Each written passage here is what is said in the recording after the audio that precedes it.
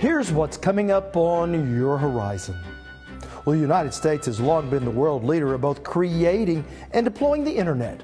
However, the benefits of this technological revolution have not been evenly distributed, which is what brought President Obama to southeastern Oklahoma. In this digital age, when you can apply for a job, take a course, pay your bills, order pizza, even find a date by tapping your phone. The internet is not a luxury, it's a necessity. And our Courtney May takes us inside a paperless classroom to see how technology is changing education. Stay with us for Oklahoma Horizon. Oklahoma Horizon is made possible by the Oklahoma Department of Career and Technology Education. Oklahoma's investment in career tech provides more than nationally recognized technology education and training. It produces solid financial returns for the state's economic future. Oklahoma Career Tech, elevating our economy. And the Oklahoma Department of Agriculture, Food, and Forestry, helping good people grow good things. And now, from the Career Tech Studios in Stillwater, here's your host, Rob McClendon. Hello, everyone. Thanks for joining us here on Horizon. Well, we live in an online connected world, yet millions of Americans still do not regularly use a computer. And research shows such disparity can often be tied to equality of access. It's called the digital divide, a problem that is concentrated among older, less educated, and often less affluent populations, as well as in rural parts of the country where slower connections can translate into fewer opportunities. We begin today at a high school I visited when it first opened because of all of its technological advances, and serves as the perfect example of how a good internet connection can mean the difference between success and failure in today's economy. In the halls of Durant High School, traditional textbooks are hard to find, replaced by laptops and tablets in the classroom. It has really changed our classrooms. Lately we've been watching a lot of videos on our subject, which really helps with visual learning. Other than books, the books you read it sometimes are kind of boring, they're outdated. This is up-to-date stuff we're just learning about. Cheryl Condit is the high school principal and says with everyone now connected at school, a world of knowledge is at their fingertips. Oh, that's a different color red. What they learn is still the same. Okay, they're still learning math skills, language arts skills, communication skills, but it's the way that they're learning it, and we have to keep up with the students because they learn with technology. They're so much quicker with it than we are. So a lot of times we're learning to keep up with them. I really like the computers better because it's almost more interesting and the kids get to interact more, and it has a lot of cool settings on it that you can use when you're online books, like highlighting and adding notes and stuff. A learning experience that often ends here on the school steps. That's because for many people in this part of the state, they can't find fast enough internet service to handle today's mobile devices. And what that means is for even the best of students, they're at an economic disadvantage. Not here at school, but at home. Hello, Oklahoma! Which is what brought the President of the United States to Durant, Oklahoma. More than 90% of households headed by a college graduate use the internet. Fewer than half of households with less than a high school education are plugged into the internet. So in other words, the people who could benefit the most from the latest technology are the least likely to have it. And that is exactly what this map shows. Every place you see red, internet adoption is less than 60%. And here in Oklahoma, the red counties are almost exclusively in areas with lower incomes, often located inside an Indian nation. So today I want to focus on one way we can prepare our kids and our workers for an increasingly competitive world. A way that we can help our entrepreneurs sell more goods here at home and overseas. A way where we can get every American ready to seize the opportunities of a 21st century economy.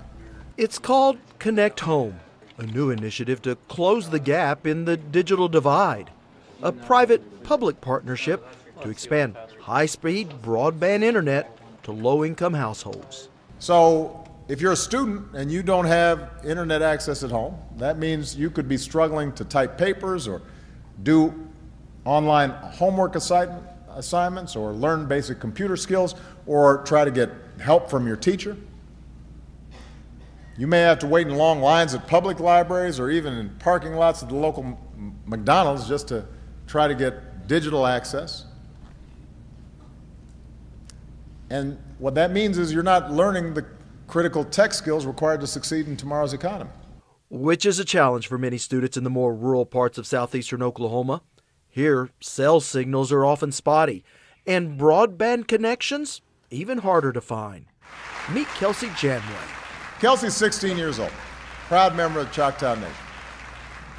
This might be a game changer for her. When she was younger, her family only got phone reception if they stood on a particular rock in their yard or on the top windowsill in their bathroom. Is that right? So today, she's got spotty, slow internet service at home. And at school, service is just as bad, which makes it tough for students like Kelsey to learn the skills they need for success. Meanwhile, a high school nearby has much better technology. It gives those kids an advantage that she doesn't have.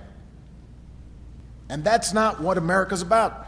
America doesn't guarantee you success. That's never been the promise. But what America does stand for, has to stand for, is if you're willing to work hard and take responsibility, then you can succeed. No matter where you start off. Across the country, more than 100,000 miles of new broadband lines are now in place, thanks to an ongoing public-private effort to get underserved areas online, enough to circle the globe 4 times, connecting some of our most rural areas to the world around them, which in southeastern Oklahoma's mountains is no easy task. When we make those commitments to all of our children, the great thing about it is the blessings are returned back to us, because you end up having a workforce that is better educated, which means suddenly companies want to locate, which means businesses start booming, which means businesses start hiring, which means everybody does better. I'm proud of Kelsey, I'm proud of these young people, I'm proud of Choctaw Nation, and I surely am proud of these United States of America. Let's get to work and make sure we're leaving the kind of country we want for our kids. God bless you. God bless the United States of America. Thank you. Now we do have a link to the President's complete remarks at Durant High School, and to see that, just head to okhorizon.com. Now, when we return, we'll visit with the Oklahoman whose job is to put the President's plans into place. You're watching Oklahoma Horizon, featuring some of the good things that are happening in the great state of Oklahoma. Well, when it comes to economic development in rural America, on the federal level, it is USDA's rural development arm that often takes the lead. In fact, the President's Connect Home initiative is part of a larger effort to help some of Oklahoma's most rural areas cross the digital divide.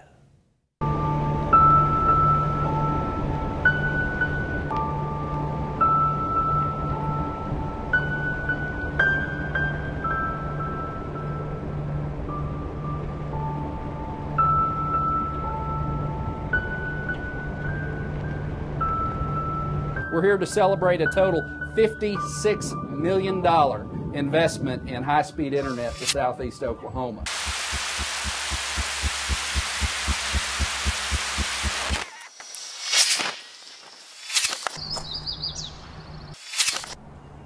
Well, Pine Telephone, we're a small company with big dreams and shallow pockets, but we really believe in southeast Oklahoma. Awesome. USDA believes in rural America. I grew up in southeast Oklahoma, not far from here. The obvious observation is progress. But getting to work with the folks that I have has been very meaningful to me, because we're getting to deliver services to individuals, families, businesses, schools that haven't had those services before, and there's quite a reward to that. These are absolutely life-changing investments that we're making that will absolutely change the face of Southeast Oklahoma, 2/3 of which had absolutely no internet access whatsoever. It's these public-private partnerships with USDA and our partners like Pine Telephone that allow us to be able to bring these services to rural America. Just to be able to do business in this climate these days, having stable internet or broadband is important to our winery just for regular everyday business. But what we found was that even though those Texans and others that are coming here want to escape a lot of things in big city, they don't want to lose their connectivity, and so having broadband and internet services is much bigger than we ever thought. It lets me live in rural America and raise my kids and give them the quality of life that I got to enjoy and the work ethics that I enjoyed, and I didn't have to move away. Well, joining me now in studio is Oklahoma State Director of USDA Rural Development, Ryan McMullen. Well, I got to learn personally how spotty cell service can be a couple of falls ago when I had car trouble on Talamina Drive looking at the changing foliage, and literally had to hitchhike because there was no cell service. Yeah, I think people certainly don't have a full appreciation of just how sparse the infrastructure is in Southeast Oklahoma. What we've seen through our investments in the Recovery Act is, frankly, Southeast Oklahoma, of any region in the country, has received more of those Recovery Act investments than just about any place, which is a success story in and of itself. But the reason that all of those investments we've been able to bring to Southeast Oklahoma is because of the total lack of infrastructure in so many aspects that we've seen in Southeast Oklahoma. So when we talk about our partnerships with telecommunications communities to help improve cell reception, when we talk about those partnerships to bring high-speed internet to those communities, it's not a matter of improving speed or improving service. There's large pockets of Southeast Oklahoma that prior to these investments had absolutely no service whatsoever and had absolutely no access to high-speed internet whatsoever. And so these are really some investments that are changing the face of Southeast Oklahoma. Yeah, and we're certainly focusing on Southeast Oklahoma today, but I've been with you over the past couple of years, and there's work going on around the state. Oh, absolutely. Through USDA, just over the last 5 years, we have invested over $2 billion in improving high-speed internet in, frankly, every single corner of the state.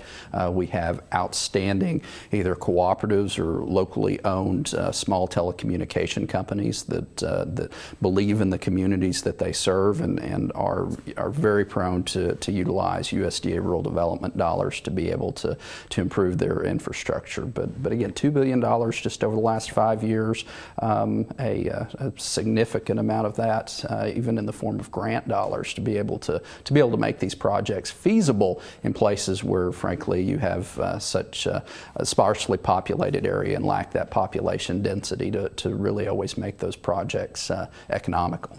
And I don't think we can say it enough. This is a public-private partnership, a lot of times with these community-based smaller companies that are bringing the cell service in. Yeah, absolutely. And that's the questions I often get is why haven't you, why hadn't USDA brought these investments to my particular corner of the state? It is a public-private partnership, and without that private partner there, and oftentimes the most likely candidate for a really good private partner for USDA funds is that small locally owned telecommunications cooperative. Again, these are folks that their executives live in the communities that they serve, and they have a very strong interest in providing the same level of service in those rural communities that our urban neighbors get. And the money that's being spent around the state, this comes from the Reinvestment Act? The majority of that $2 billion that I spoke of, that came through Recovery Act dollars that we've been finishing up the ribbon cuttings on most of those Recovery Act projects here over the last year. But there are also other sources of funds that the Congress appropriates on an annual basis. There's a Farm Bill broadband program that has a significant amount of loan dollars that we have a lot of our small telecommunication companies apply for. We have a Community Connect program, which is an exciting program that's all grant based. Again, there's an annual awards that come to that, and those are really for very small communities, oftentimes kind of 100 to 500 people that as we talked about with Southeast Oklahoma, have absolutely no internet service whatsoever, and we can partner with one of those telecommunications companies to bring those service lines into those small communities. Yeah, and I think particularly important too, the work that the President and you've been doing with the Choctaw Nation. Absolutely, absolutely. You know, the Choctaw Nation is a shining example, I guess, of the new way that the federal government seeks to do business. And what we're talking about with the President's announcement in this Connect Home initiative which is really based on some of the major investments we made through the Recovery Act down in Southeast Oklahoma. It's the realization, okay, USDA came in, partnered with Pine Telephone and some of our other cooperatives and small companies down there to put this infrastructure in, but the reality is there's still a lot of low-income people in Southeast Oklahoma that can't access that infrastructure that we put in place. And so there needs to be, further steps that take place, and that's what's, so exciting about this Connect Home is not just a single partnership like what we've seen with the USDA and these particular telecommunications companies, but also bringing in OETA and PBS to do some of the educational content, bringing in Best Buy to be able to go in and provide some technical assistance to these low-income units to help people figure out, okay, being on the internet is more than just setting up a Facebook account and chatting with your friends. There are lots of educational opportunities that are available, and if our goal, which certainly my goal and the President's goal, is to try to break this cycle of generational poverty that we've seen in Southeast Oklahoma, being able to connect to the rest of the world and the resources that exist outside of Southeast Oklahoma is a critical part of that.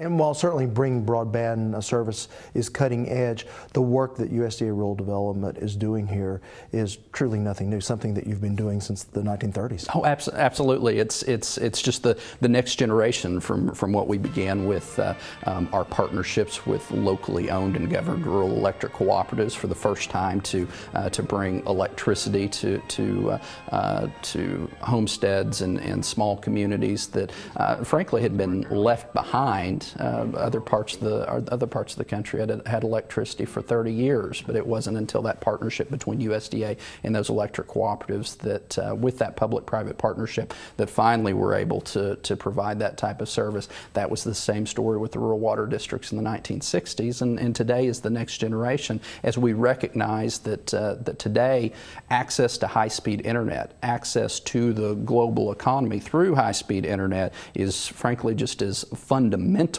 as electricity was in the 1930s and 40s and water was in the 1960s. Final question here. You've been state director now for about 6 years. Mm-hmm. Where do we go from here? We continue to look for opportunities on assisting communities to take advantage of these significant investments that we've made. And bringing high-speed internet to a community in and of itself is not going to turn around the economy of that particular community. Frankly, what we see in Southeast Oklahoma is those places that we've flipped the switch and now have high-speed internet for the first time. Those places that have some that have some other assets going on for them, those are the places that you really suddenly certainly you really see a lot of growth in that economy. Broken Bow's a perfect example in some of the high-speed internet availability that's available along the lake. That's a place that people want to be. There's a thriving tourist industry and that sort of thing, which has improved dramatically once we were able to improve the internet speeds. We've got all of the Texas tourists that have come up there that frankly had been a little bit hesitant to want to completely disconnect when they come to Southeast Oklahoma for the weekend. Now it's a much more comfortable place for them to be, and you know, you visit with business owners in the Broken Bow area, and time again you'll hear them that, you know, this providing internet to this community has been a significant boost to their ability to grow. So Broken Bow is an example of a place that is able to benefit from that. But it's working with those other communities to figure out what is your asset that you have, whether it be a scenic asset, a cultural asset, some type of industry that we can cultivate. It's taking that next step to figure out what are some additional resources we can partner with a community on to really build off of this major infrastructure investment we've made. All right, Ryan, thank you so much for stopping by. All right, thanks, Rob.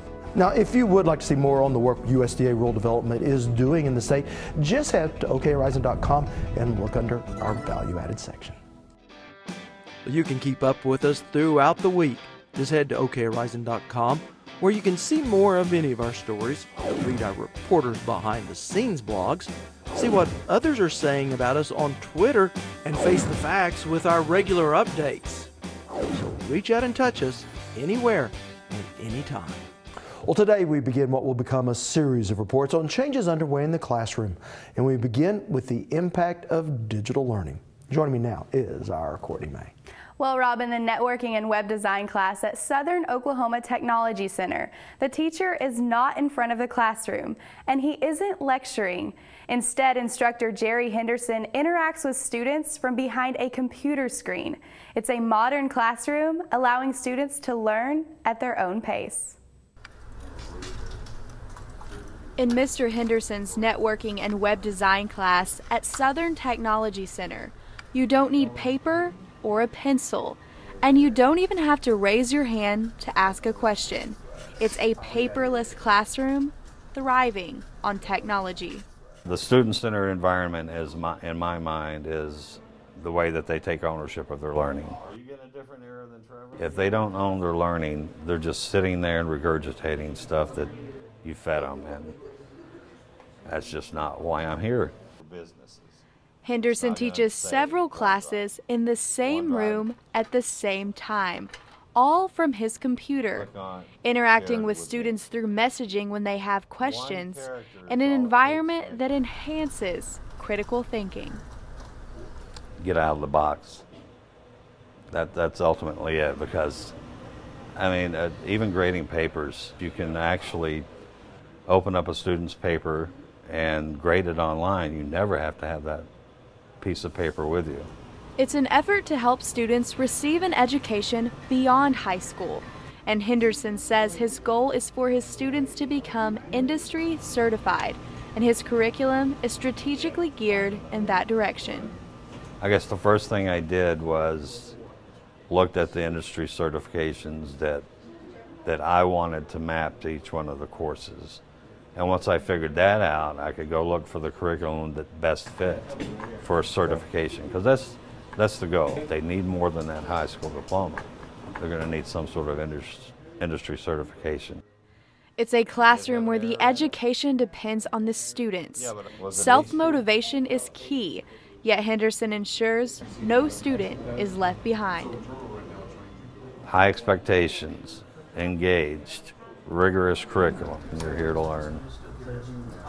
Henderson's classroom is constantly adapting to new technology without reusing the same curriculum, giving students an edge when entering the workforce. So I am curious, Courtney, how long has Henderson been teaching his classes this way? He's taught this class for about 11 years without paper, pencil, or lecturing. And he said it's a modern way of learning that's very fitting for this class. And he hopes that one day the class can move to be online so that the students can learn from anywhere with access to the internet. I'm Rob McClendon. When Will Rogers talks, people listen. Next time on Oklahoma Horizon, we'll see how the rope-twirling, plane-talking Cherokee cowboy became one of the most powerful political voices in America. People loved him. People wanted to be like him. People quoted him. They emulated him, and he was the real deal. He didn't let them down. Plus, we'll visit the Will Rogers Museum on Oklahoma Show for the Heartland, Oklahoma Horizon. Finally today, when President Obama visited Durant to talk about the digital divide, he did take a moment to talk about the downside of technology in only a way the father of 2 teenage daughters can. I always tell young people when I meet them, sometimes they have the phone up. I'm standing right in front of them. And I got to tell them, young man, put down that phone, shake the hand of your president. Then after you shake my hand and look me in the eye and told me your name, then you can maybe go back to taking pictures. So there's nothing wrong with every once in a while putting the technology aside and actually having a conversation. This is something I talked to Malia and Sasha about. We don't let those phones at the dinner table, but that's a whole nother story. But a point that is well taken. In a time where our connection to the world is through the device in our hands, it often comes at the expense of those right in front of us. So when it comes to technology, it may well be impossible to put that genie back into the bottle. But what we can do is just set it down for a moment and have a conversation with those closest to us. I'm Rob McClendon. Thanks for including us in your day. See you back here next time. Thank you for watching Oklahoma Horizon.